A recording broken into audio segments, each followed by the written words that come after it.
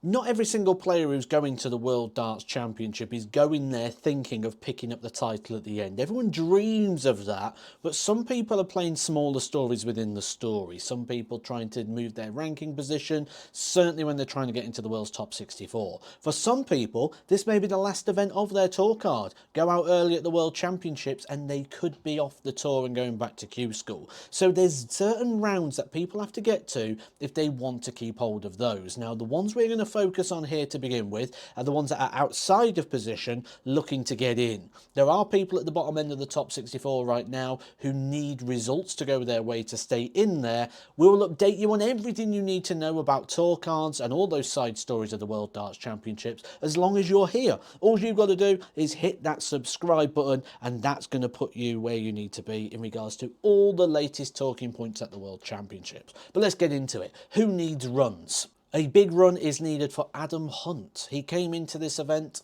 a couple of times before, hasn't had the big run at the World Championship yet, would need it this year if he's going to keep his card. Needs a minimum of reaching through to the 4th round stage. It's likely that he needs a quarter final, because when we look at these sort of events, it's not just sort of what we see in regards to, right, okay, that gets them in. Because you've got to remember everyone else is going to be earning as well. There's going to be 64 winners in the first round. There's going to be a lot around that sort of cut-off point. And looking into Adam's section of the draw, horrific section. He's got Gary Anderson in the opening round, which is not going to be an easy tie. Simon Whitlock's just won over in Australia. Connor Scott in that section. The informed Jermaine Wattermainer, Peter Wright and Michael Van Gerwen in the top part as well. So not an ideal section of the draw there for Adam Hunt, who needs a run. Similar sort of run is needed for Jose de Sousa, a man who came through the qualifier, looking to defend and keep hold of his card. He needs a run to the 4th round, potentially a run through to the quarter-final if he's going to keep hold of his card. Does feel like the draw's been a little bit kinder to Jose de Sousa, that in the fact that Dave Chisnell, his seed, takes on Fallon Sherrick, who Dave Chisnell potentially one of the seeds in danger, as is Ross Smith going up against Andreas Harrison. So that's a section of the draw that could quite open up. However, when you look a little bit further up, the likes of Johnny Clayton in that section, who's had an amazing year, Dom Taylor, a danger.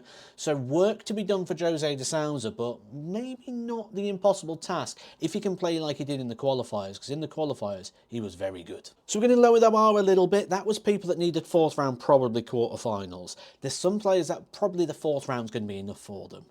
The likes of Matt Dennant. He's got an interesting section of the draw. Goes up against Kevin Doots in the opening round. Kevin Doots, someone who's had some success at the World Championship. Maybe not kicked on the way a lot of people thought he might, but he's had a good year on the Pro Tour. Lots of quarterfinals for him. Mike De Decker in that section. Nathan Aspinall. It's a tough ask, isn't it, now for Matty Dennant if he's going to keep it. So the 4th round does not look likely there. But when we talk about people not kicking on, we have to look at Andy Baetens. Andy Baetens came to the PDC from the WDF as the world champion.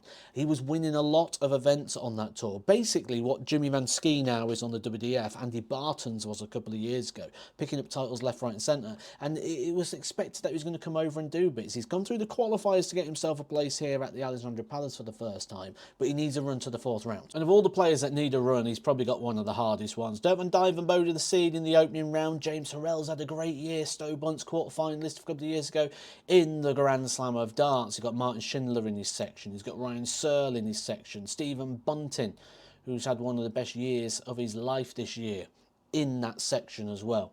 So tough work there for Andy Baetens, who's yet to really get much going in the PDC, but has experience of winning on the big stage. We've seen it before. We've seen it at Lakeside. You can produce.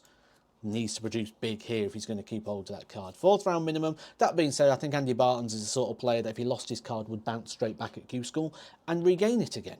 Kind of like Steve Lennon, who's also on this list. Needs the 4th round. 4th round will probably be enough for Steve Lennon to put him back inside the world's top 64 come the end of the World Championships. And if he's looking for a kind draw, it doesn't come kind at all to him, does it? He's got Damon Hector first of all. Still waiting to see Damon Hector's very best in regards to the TV stages, but not the ideal draw there. You've got the 5-time world champion just underneath, taking on Switzerland's #1, Stefan Belmont. Out of form players towards the bottom end though, with the likes of Rob Cross, so could open up there. But when you're looking to get through to that final stage, the biggest problem is Luke Littler, isn't it? the world #1, the man who's winning everything, the favourite to win the World Championships in your section. How's your luck? Don't think Steve Lennon's going to get past Luke Littler if he gets to that stage. So Steve Lennon likely to go to Q School, but has a lot of success there. Kind of goes to Q School, gets it straight back. So I think that could be the same again for Lennon here. Final man on the list of 4th rounders. That was 8, wasn't it? 4th, yeah. Darren Beveridge, Mr. Ice Cold himself. Ice Cold Beveridge, probably one of the best nicknames in the game.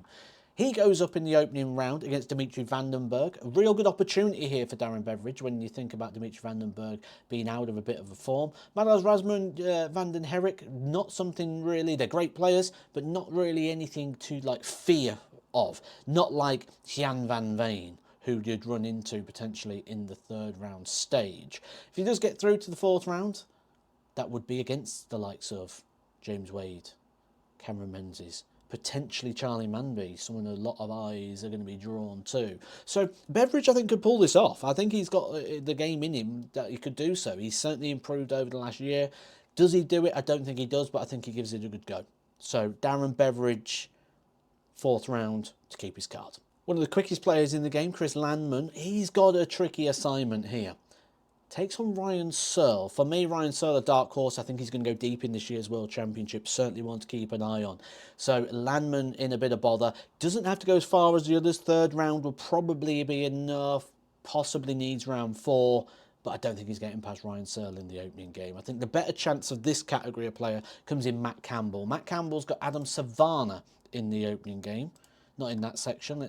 Could have edited that, but I'm not going to. Adam Savannah will then take into that section there with Charlie Manby, Cameron Menzies. A lot of eyes going to be on that one. James Wade in that section as well. So I think Matt Campbell's got the better chance of the players there in regards to the 3, possibly 4s.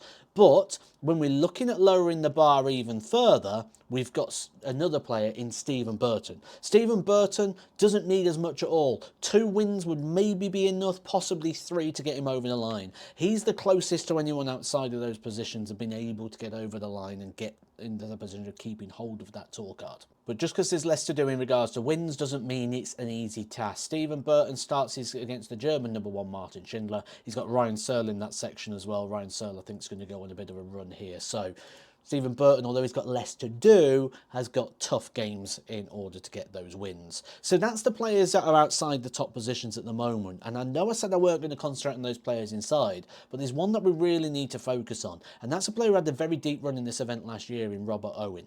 And the reason I'm going to focus on Robert Owen is because he hasn't qualified for the event this year, which means he's a bit of a sitting duck there. A couple of wins above it from players below him take Robert Owen out of the top 64. And that run to the World Championship last year will then come off of his ranking, which would be a crying shame to lose that sort of prize money, but hasn't managed to qualify for this event, went out in the qualifiers as well. So it only takes 2 results below him. Mario van der Bogaard wins a game, for example, knocks him down. Stephen Burton wins 1 game, knocks him down.